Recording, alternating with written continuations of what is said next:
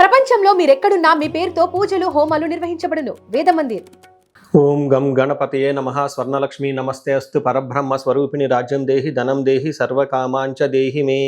గణపతి మనందరికీ మంచి బుద్ధిని సిద్ధిని సక్సెస్ని ఇవ్వాలని చెప్పేసి కోరుకుంటూ, స్వర్ణలక్ష్మి అమ్మవారు మన అందరికీ చక్కగా బ్రహ్మ జ్ఞానాన్ని కలిగించాలని, తద్వారా మనం ప్రతిదాన్ని శోభాయమానంగా చూస్తూ ఎప్పుడు మనకి దుఃఖం అనేది లేకుండా ఉండాలని చెప్పేసి, ఇప్పుడు ఆనందభరితంగా ఉండాలని చెప్పేసి అమ్మవారిని కోరుకుంటూ, అమ్మవారిని అలానే మనందరికీ చక్కగా సమృద్ధిగా ధనాన్ని ఇవ్వాలని చెప్పేసి, భాగ్యాన్ని ఇవ్వాలని చెప్పేసి కోరుకుంటూ, అంతేకాకుండా మనందరికీ రాజ్యం ఖచ్చితంగా ఒక అథారిటీ, పవరు, స్టేటస్, ఒక దర్పం అవన్నీ మనకు అమ్మవారు ఇవ్వాలని చెప్పేసి కోరుకుంటూ, వీటితో పాటుగా సర్వకామార్థ సిద్ధి, మన మనసులో అనుకున్న ముఖ్యమైన కోరికలన్నీ చక్కగా నెరవేరాలని చెప్పేసి అమ్మవారిని మనం కోరుకుందాం.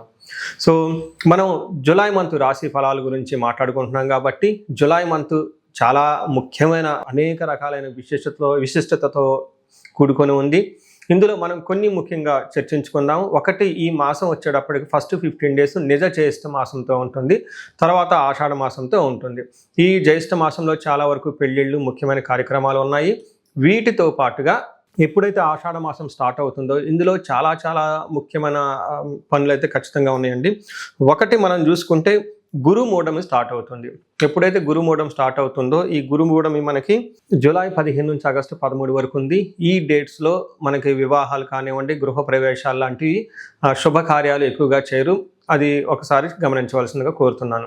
వీటితో పాటుగా మనకి ఇంకొక ముఖ్యమైనది ఏమవుతుందంటే, మనకి దక్షిణాయనం స్టార్ట్ అవుతుంది 17వ తారీఖు నుంచి. అక్కడ నుంచి ఇప్పటిదాకా ఉన్న ఉత్తరాయణం కంప్లీట్ అయిపోయి దక్షిణాయనం స్టార్ట్ అవుతుందని గమనించాలి. తర్వాత 25వ తారీఖున మనకి తొలి ఏకాదశి స్టార్ట్ అవుతుంది. దానికి ముందుగా చాతుర్మాస వ్రతం అని చెప్పేసి 4 మాసాలు ముఖ్యమైన మాసాలుగా చాతుర్మాస వ్రతం కూడా ఇందులోనే స్టార్ట్ అవుతుంది.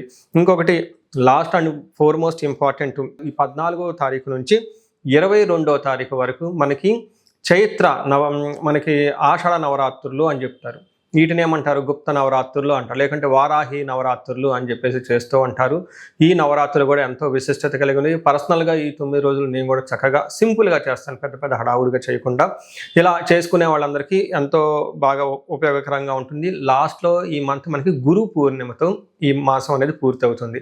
ఇన్ని రకాల విశిష్టత కలిగిన ఈ మాసంలో జ్యోతిష శాస్త్రం ప్రకారంగా కూడాను 3 ముఖ్యమైన గ్రహాలు మారుతూ ఉన్నాయన్నమాట.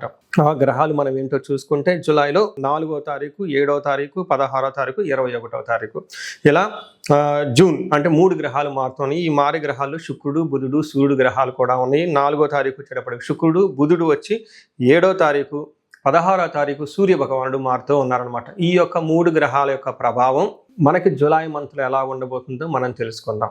సో ముందుగా మనం మేషరాశి చూద్దాం. మేషరాశి ఫలితాలు ఈ మాసంలో యావరేజ్గా ఉంటాయి. పెద్ద ఒడిదుడుకులు లేకుండా సాదాసీదాగా వెళ్ళిపోయే మంత్ అని మీరు గమనించుకోవాలి. చాలా చోట్ల ప్లస్ పాయింట్స్ ఉన్నాయి, చాలా చోట్ల జాగ్రత్తలు తీసుకోవాల్సిన అంశాలు కూడా ఉన్నాయి. అవేంటో మనం చూద్దాం. అవి వివరాలు తెలుసుకునే ముందు మనం చూసుకుంటే ఇందులో ఉన్న నక్షత్రాలు చూద్దాం. అశ్విని 1, 2, 3, 4 పాదాలు, భరణి 1, 2, 3, 4 పాదాలు, కృతిక ఫస్ట్ పాదం అంతా మనకి మేషరాశిలో ఉంటారని గమనించాలి. సో ఇందులో పేరు బలం పట్టి మనం చూసుకుంటే చూ, చే, చో, లాలి, లూలో, ఆ అన్న అక్షరాలంతా కూడా ఇందులో ఉంటాయని గమనించుకోవచ్చు. ముందుగా చెప్పుకున్న విధంగా మనకి 3 గ్రహాలు మారటంతో 4 గ్రహాల యొక్క ప్రభావం వీళ్ళ మీద ఉంటుందని మనం గమనించాలి. ఇందులో సూర్యుడి వల్ల మానహాని అంటే అవమానం జరిగే అవకాశం ఉంటుంది. కుజుని వల్ల ధనచ్ఛేదం అంటే ధనాన్ని కోల్పోయే అవకాశం ఎక్కువగా ఉంటుంది. బుధుని వల్ల ఛాలెంజెస్, శత్రువుల నుంచి బాధలు పెట్టే అవకాశం ఉంటుంది. శుక్రుని వల్ల పుత్రలబ్ధి, పుత్రుల ద్వారా చక్కగా లాభం జరిగే విధంగా ఉంటుందని గమనించాలి. అంటే మనకి 2 విషయాల్లో పాజిటివ్గా ఉంటుంది, 2 విషయాల్లో ఛాలెంజింగ్గా ఉంటుంది, మిక్స్డ్గా ఉంటుందని గమనించుకోవచ్చు. డీటెయిల్స్ చూస్తే ఇందులో సూర్యుని వల్ల 4వ స్థానంలో ఉండటం వల్ల ఏం జరుగుతుందంటే, ఇంటి విషయాల్లో కొంచెం ఇబ్బందులు పడతారు, కానీ ప్రొఫెషన్ మ్యాటర్స్లో, ఉద్యోగంలో, వ్యాపారంలో సక్సెస్ఫుల్గా ఉంటారని గమనించుకోవాలి. సో ఇందులో మనకి సంస్కృతంలో మహర్షులు ఏం చెప్తారంటే, అంతఛేద అంతక్లేశ గృహఛిద్రం సౌఖ్యహాని మభోజనం ప్రయాణే విఘ్నమాప్నోతి చతుర్దతే రవి సంయుతే అని చెప్తారు. దీన్ని బట్టి మనకి ఏం తెలుస్తుందంటే, అంతక్లేశ మానసికంగా విచారం ఉంటుంది, గృహఛిద్రం ఇంటికి సంబంధించిన వ్యవహారాల్లో అసౌకర్యానికి గురవుతూ ఉంటారు, సౌఖ్య హాని కంఫర్టబుల్ అనేది తక్కువగా ఉంటుంది, మా భోజనం అంటే టయానికి భోజనం చేయకుండా ఉండే అవకాశం ఉంటుంది, ప్రయాణాలు కనుక చేస్తే అందులో ఆటంకాలు వస్తూ ఉంటాయి అని మనకి ఇందులో చెప్తూ ఉంటారు.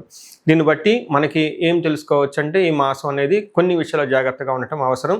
అయితే పాజిటివ్ పాయింట్ ఏంటంటే అచీవ్మెంట్స్, మీకు ఇప్పటిదాకా దీర్ఘకాలికంగా ఏమైనా పెండింగ్ పనులు ఉంటే అవన్నీ ఈ టైంలో నెరవేరుతూ ఉంటాయి. అంతేకాకుండా ప్రమోషన్స్ వచ్చే అవకాశం కూడా ఉంటుంది. ఉద్యోగస్తులకి చాలా చక్కగా ఉండే మాసం అని గమనించాలి.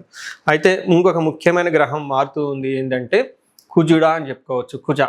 కుజుడు వీళ్ళకి 2వ స్థానంలో ఉండటంతో 8వ హౌస్ని ప్లస్ 5, 9 దృష్టిని చూడటం వల్ల కుజుడి విషయంలో కొంచెం జాగ్రత్తగా ఉండాలి. కుజుడు అనేవాళ్ళు ఖచ్చితంగా అంత అనుకూలంగా లేకుండా ఇబ్బంది పెట్టే విధంగా ఉన్నారని మనం తెలుసుకోవచ్చు. ముఖ్యంగా ఏ విధంగా అంటే అసత్వం సతతం క్లేశ సర్వకార్య వినాశనం సదా దుర్జన సేవ సంపర్క భీతి షాద్ కుజే ధనగే అని చెప్తారు. అంటే కుజుడు 2వ స్థానంలో ఉంటే ఏమవుతుంది, అసత్వం, బాడీలో ఎనర్జీ లేకుండా ఉండే అవకాశం ఎక్కువగా ఉంటుంది. సతతం క్లేశ, మానసికంగా ఆందోళన కలిగి ఉంటారు. సర్వకార్య వినాశనం, ఏదైనా పని చేస్తే అందులో సరైన రిజల్ట్ రాకుండా ఇబ్బంది పడుతూ ఉంటారు. సదా దుర్జన సంపర్క అంటే ఈ టైంలో బ్యాడ్ కంపెనీ, మీ చుట్టూ ఉన్న వాళ్ళంతా వేస్ట్ పీపుల్ అంతా మిమ్మల్ని కలిసేసి మీ టయాన్ని వాళ్ళ టైం అంతా వేస్ట్ చేసుకునే వాళ్ళంతా జనాలు ఎక్కువగా ఉంటారు. కాబట్టి చాలా చక్కగా ప్లానెడ్గా ఉండవలసిన మంత్ అని మీరు గమనించుకోవాలి. దీనితో పాటుగా ధనం కోల్పోతారు, హెల్త్ కాంప్లికేషన్స్ ఉండే అవకాశం ఉంటుంది. ఇంటి విషయంలో కూడా కొంచెం జాగ్రత్తగా ఉండవలసిన అవసరం ఎంతైనా ఉంది. 3వ స్థానంలో బుధుడు ఉండటం వల్ల ఏమవుతుంది, మనసుకు కష్టాలు, అలానే శత్రువుల వల్ల భయం కలిగి ఉండే అవకాశం ఎక్కువగా ఉంటుందని గమనించాలి.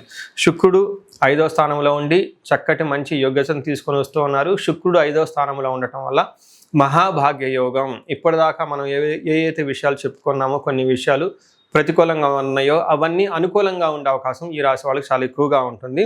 ఇందులో మనకి సంస్కృతంలో మహర్షులు ప్రాచీన జ్యోతిష శాస్త్ర గ్రంథంలో శుక్రుడు 5వ స్థానంలో ఉంటే ఏం జరుగుతుంది అంటే దాసీజన భృత్య లాభ నిత్యం మృష్టాన్న భోజనం ధనధాన్యం అభిష్టార్థ పంచమస్తేద్ భవేద్ భృగు అని చెప్తారు. అంటే 5వ స్థానంలో ఎప్పుడైతే శుక్రుడు ఉంటారో ఏమవుతుంది, వీళ్ళకి దాసీ అంటే మీ కింద పనిచేస్తున్న సబార్డులు కానివ్వండి, లేదంటే మీ వర్కర్స్ కింద ఉన్న పనిచేసే ఎంప్లాయీస్ కానివ్వండి, లేదంటే రాజకీయ నాయకులు అయితే వీళ్ళ కింద ఎవరైనా ఫాలోవర్స్ ఉంటే వీళ్ళ నుంచి సరైన సపోర్ట్ వస్తుంది, వాళ్ళ నుంచి మంచి లాభం ఉంటుంది అని చెప్తారు. అంతేకాకుండా టయానికి భోజనం తింటూ ఉంటారు. ధనం విషయంలో, ధాన్యం విషయంలో చక్కగా సమృద్ధిగా ఉంటుందని గమనించుకోవాలి. సో చూశారు కదండి, మిక్స్డ్గా ఉన్న ఈ యొక్క గ్రహస్థితి. ముఖ్యంగా కుజుడి విషయంలో జాగ్రత్తగా ఉంటే సరిపోతుంది. ఇందులో 3 నక్షత్రాలు ఉంటాయి, అశ్విని, భరణి, కృతిక 3 నక్షత్రాలు ఇందులో ఉంటాయి. అశ్విని నక్షత్రం వాళ్ళని గమనించుకుంటే మనకి వీళ్ళకి ఐశ్వర్యవంతంగా ఉంటుంది, జయప్రదంగా ఉంటుంది. అయితే 2 విషయాల్లో జాగ్రత్తగా ఉండాలి. ఒకటి కలహము, బంధనము అని చెప్తూ ఉంటారు. అంటే గొడవలు అయ్యే అవకాశం ఎక్కువగా ఉంటుంది, బంధించబడినట్లు ఉండే అవకాశం కూడా ఉంటుంది. ఇక్కడ బంధించబడటం అంటే ఫ్యూచర్ గురించి ఆలోచించటం, ఎటు వెళ్తే బాగుంటుంది, ఎటు వెళ్తే డైరెక్షన్ ఉంటుంది, ఏది చేస్తే బాగుంటుంది, ఎలాంటి అవకాశాలు ఉంటుంది, ఇండియాలో ఉంటే బాగుంటుందా, లేదంటే ఎవరైనా బిజినెస్ చేస్తుంటే ఈ టైంలో బిజినెస్ చేస్తే బాగుంటుందా, జాబ్ చేస్తే బాగుంటుందా, ఇలా ఆలోచించే అవకాశం ఎక్కువగా ఉంటుంది. కన్ఫ్యూజన్లో ఉండే అవకాశం ఎక్కువగా ఉంటుంది. ఇలాంటప్పుడు మీరు ఒకసారి జాతక చక్రం చూపించుకుంటే చాలా చక్కగా ఉంటుంది. అలానే భరణి నక్షత్రం వాళ్ళకి ఐశ్వర్యవంతంగా, జయప్రదంగా ఉంటుంది. వీళ్ళు కూడాను కలహము, బంధనము, మరణ తుల్యం అని చెప్తారు. అంటే ఏదో ఒక విషయంలో జరుగుతున్న పని ఆగిపోతుంది, తద్వారా మీకు గొడవలు అయ్యే అవకాశం ఉంటుంది. తర్వాత కన్ఫ్యూజన్లో ఉండే అవకాశం కూడా ఎక్కువ ఉంటుంది. మోస్ట్లీ నెక్స్ట్ కృతికా నక్షత్రం వాళ్ళకి ఐశ్వర్యప్రదంగా ఉంటుంది, ధనలాభం ఉంటుంది, జయప్రదంగా ఉంటుంది. వీళ్ళకి కూడాను మరణము, కలహము, భయము, మరణ తుల్యం అంటారు. అంటే జరుగుతున్న పని ఎక్కడో ఆగిపోతుంది, ప్రోగ్రెస్ అనేది ఉండదు అని గమనించాలి. సో చూశారు కదండి 3 నక్షత్రాల వారికి ఎలా ఉందో. ఇందులోనూ అశ్విని నక్షత్రం వాళ్ళకి బుద్ధి నాశనం. అంటే అశ్విని నక్షత్రం వాళ్ళు రాంగ్ గైడెన్స్ తీసుకునే అవకాశం ఎక్కువగా ఉంటుంది, సరిగ్గా రాంగ్ ట్రాన్సాక్షన్ చేసే అవకాశం ఉంటుంది. కృతికా నక్షత్రం వాళ్ళకి కార్యహాని, అనుకున్న పనుల్లో స్మూత్గా వెళ్లకుండా కట్టింగులతో వ్యవహారం జరిగే అవకాశం ఉంది.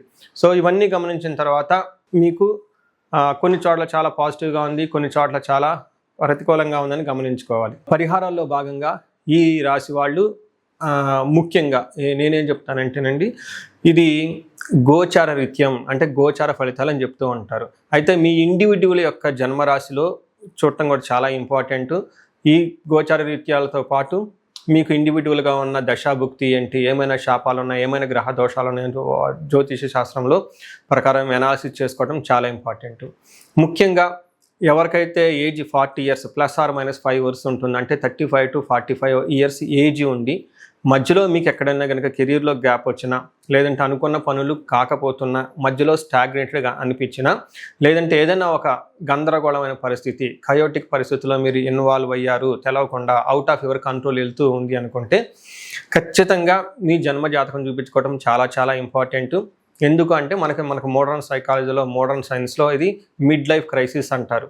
కానీ జ్యోతిష శాస్త్రం దీనికి చాలా విధాలైన పరిష్కారాలను చూపిస్తుంది. ఈ టైంలో 2 ముఖ్యమైన విషయాలు జరుగుతూ ఉంటుంది. అలా మీ గ్రోత్ కనుక ఆగిపోయి ఉంటే, ఫస్ట్ మీకేమైనా శాపాలు ఉన్నాయా, ఆ శాపాలు ఈ టైంలో యాక్టివేట్ అయ్యా అని చూసుకోవాలి.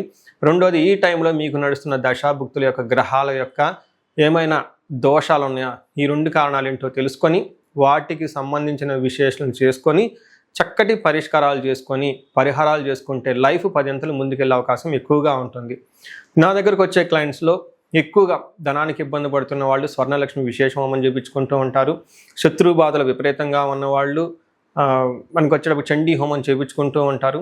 వీటితో పాటుగా ఎవరికైనా హెల్త్ బాగలేకపోతుంటే ఆయుష్ సూక్త్యం, మహామృత్యుంజయ హోమం చేయించుకుంటూ ఉంటారు. భార్యాభర్తల కోసం అన్యోన్య దాంపత్య పాశుపత అభిషేకము లేదా విశ్వావసు గంధర్వరాజ హోమము ఇవన్నీ చక్కగా చేయించుకుంటూ ఉంటారు. ఎలాంటి పరిస్థితులు మీకున్నా, ఎలాంటి సమస్యలు మీకున్నా, లేదంటే ఎలాంటి క్లారిఫికేషన్ మీకు కావాలనుకున్నా కానీ, ఫ్యూచర్ గురించి ప్లాన్స్లో కన్ఫ్యూజన్ ఉన్నా కానీ ఒక్కసారి మీ జన్మ జాతకం చూపించుకొని ఆ జాతకంలో ఏ ప్రకారంగా ఉందని తెలుసుకొని చక్కటి పరిష్కారాలు చేసుకుంటే లైఫ్ అనేది 10 అంతలు ముందుకెళ్ళే అవకాశం ఉంటుంది. మీ అందరికి అష్టైశ్వర్యాలు కలగాలని, భోగభాగ్యాలు కలగాలని చెప్పేసి నేను కోరుకుంటున్నాను. నమస్తే.